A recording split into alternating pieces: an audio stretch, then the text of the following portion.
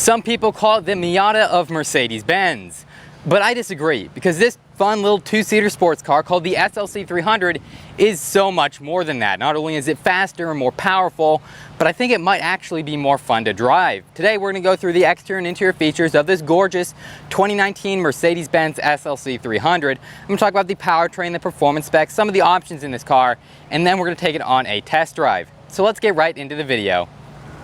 Underneath the long sloping hood, the SLC 300 is powered by a 2-liter turbocharged 4-cylinder engine that pumps out around 241 horsepower and 273 pounds-feet of torque for the 9-speed automatic transmission.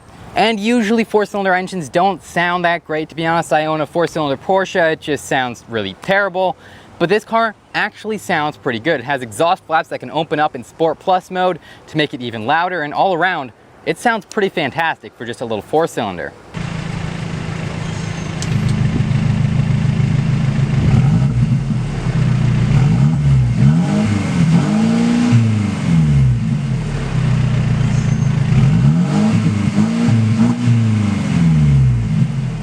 Moving along to the exterior design of the SLC, you can see it's pretty much been given a standard design for Mercedes-Benz. It shares a lot of different parts around the car with other models in their lineup, such as these gorgeous, very smooth, kind of feminine looking LED headlights up here.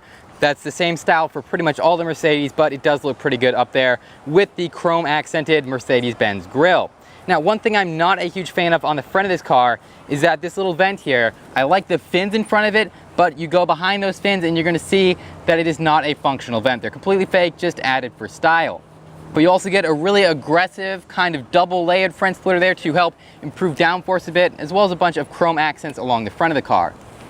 Now with the side of the car, this is probably where my only other complaint about the SLC comes in, because the proportions on this car are just not my favorite. It's got a long, smooth, sloping hood, very similar to the Mercedes-AMG GT, but then you come back a little bit farther where the retractable hardtop is, and it just kind of gets a little bit humpy here and then very short and stubby in the back. So it kind of looks like it's split up into 3 different sections, and they don't all match and they don't all look entirely smooth together. But what does look smooth is here on the side, we've got some very nice lines that really make the side of this car look super aggressive coming off of this, again, non-functional side vent here.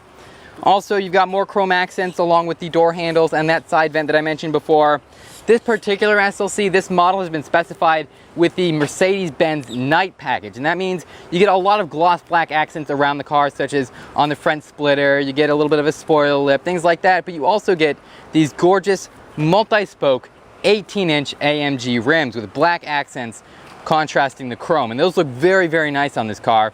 And to top it all off, in the back of the car, again, you've got standard Mercedes-style taillights and dual chrome exhaust tips. Now, you remember that complaint I made just a second ago about the proportions of this car? Well, that all goes away when you open up the roof, which I'm going to show you right now.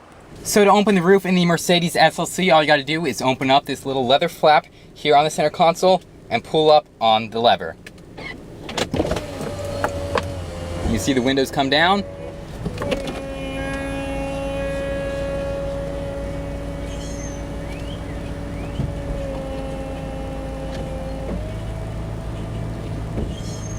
And there you go, the roof is open and it looks a lot better.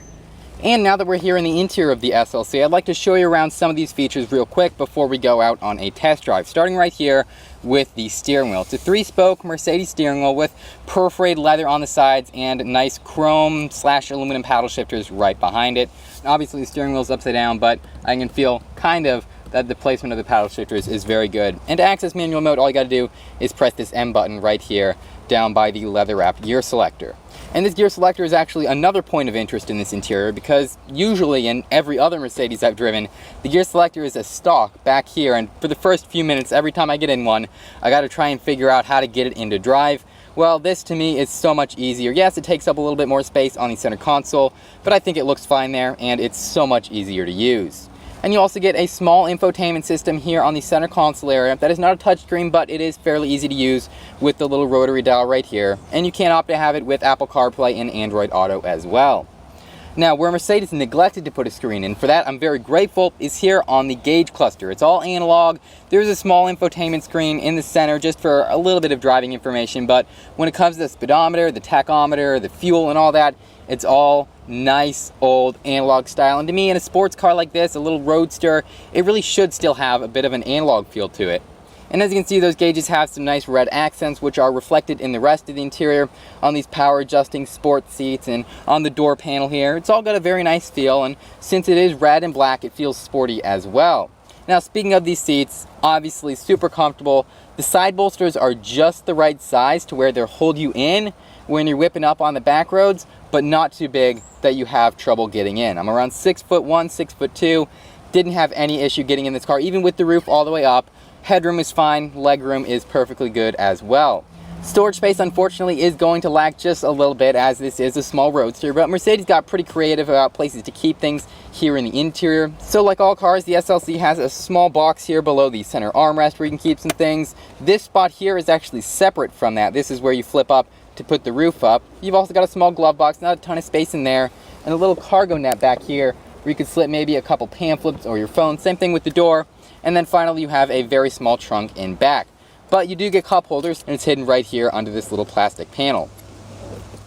All around, it's a great layout, it's a great design. There is quite a few buttons going on in here that I wish they could move to the infotainment system, but it's not too overbearing, and I think they did a good job all around. So now let's go on the road and take this car for a test drive. Alright, so I went ahead and put the roof up in the SLC, so the audio is a little bit better for you guys. Now we're going to take it on a quick test drive.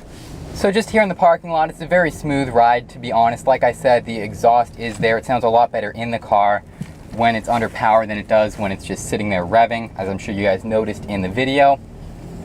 But yeah, honestly, a lot of times when I drive Mercedes, I complain a little bit because, you know, the transmissions are a little bit jerky. I'm not getting any of that in this car. It's the smooth 9-speed transmission. No issue at all.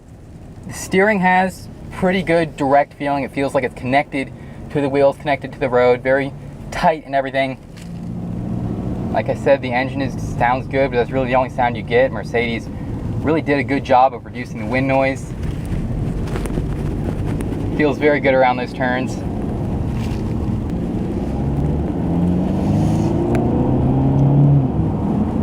And it is pretty fast as well. Obviously, you're not getting lightning fast supercar style acceleration, but yeah, for a little 4-cylinder, that's pretty good. It's definitely plenty, more than enough to have a lot of fun. And the tone of the exhaust is just, it's beautiful. It sounds wonderful, really. So yeah, it's a comfortable car, it's a pretty zippy car, and it's definitely a fun car. Special thanks to Loki Mercedes for giving me these wonderful opportunities to drive the SLC today. I'll provide a link to their inventory below. If you enjoyed the video, make sure to leave it a thumbs up, comment your thoughts down below, and check out my channel if you haven't already. Thank you guys so much for watching.